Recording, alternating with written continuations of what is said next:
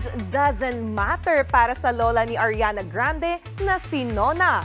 Siya na ngayon ang senior most artist na pasok sa Billboard Hot 100. Pasok sa 55th spot ang kanta nila ng apo niyang si Ariana na Ordinary Things. Si Grandma Nona na 98 years old ang pinakamatandang artist ngayon sa nasabing Billboard chart.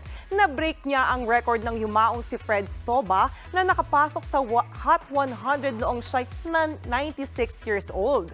Speaking of Ariana, nanguna naman sa parehong chart ang bago niyang kantang We Can't Be Friends. Nag-number 1 pa yan sa Billboard Global 200 at Global excluding US chart. Keep mothering Ariana!